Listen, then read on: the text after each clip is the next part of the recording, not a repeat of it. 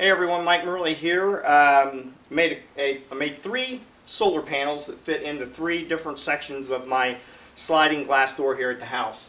And if you take a look, I've got 3 different designs here. One of them has a louver that would be used under vents, a soffit vent on a house for attic circulation. Another I pretty much just punched out with a paper punch, an extended reach paper punch. It would have a 2-inch reach with a 1/4 inch punch on the holes, and then on the other I actually used a drill with a 1/8 inch bit and just drilled out a bunch of holes there.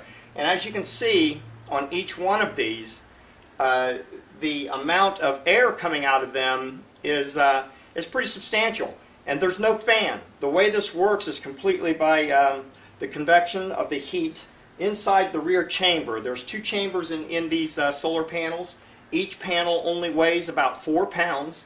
You can make them for about $30. Now, of course, your initial investment is going to be a little more than that because the materials comes in rolls, and you'll have to make more than one. But when it comes down to it, these panels are right around $30 or even less, depending on where you buy your materials.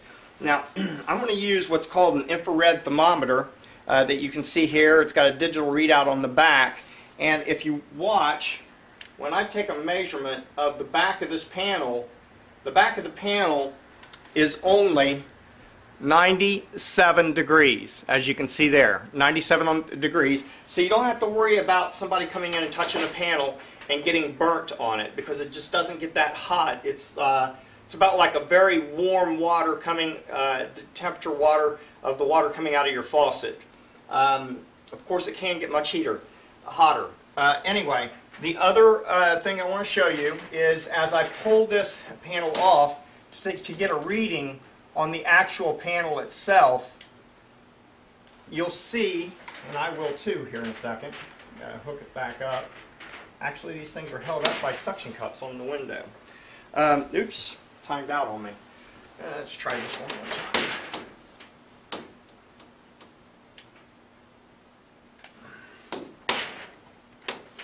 And we got 143 degrees right there. You can see 143 degrees on the actual film.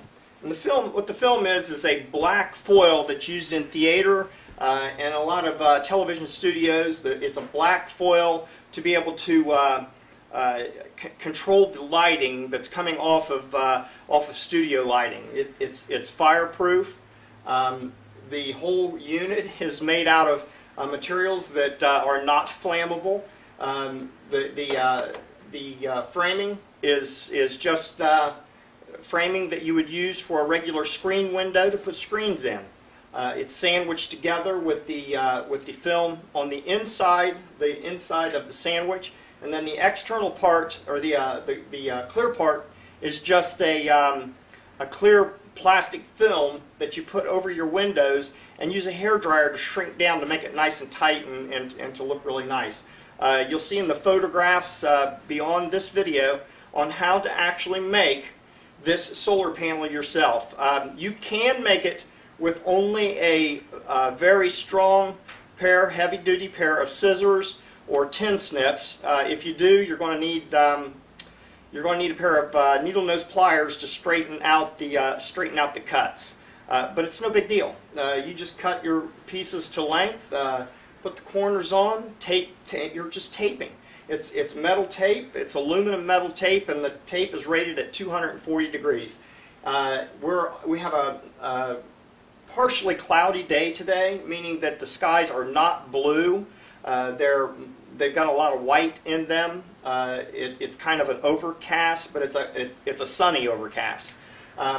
I have measured the inside of these panels to go to 165 degrees. That's about the most that we get out of them. But as you can see, the tissues that I have on the top of these panels, as the air goes into the bottom, the cooler air goes into the bottom and travels through the panel, it heats up as it reaches the top, and then it comes out the top. And it's almost like it's got a blower in it, but it does not have a blower. Now, the other thing that I have, as you can see here, the air goes up as I close these curtains. One of the other nice things is you can actually leave the curtains open to allow more air heated air to circulate through. But as the three panels heat up behind this curtain, they go up above the curtain, across the ceiling, and then you'll see the ceiling fan here. It's set on winter, and what it does is it pulls all that hot air from the ceiling and pushes it down to room level. The other thing that I've done to this house is I've turned off the heating vents from the furnace inside the house to make sure that if the furnace did come on, no heat comes into this room. However, so far today, the heat has not come on the furnace.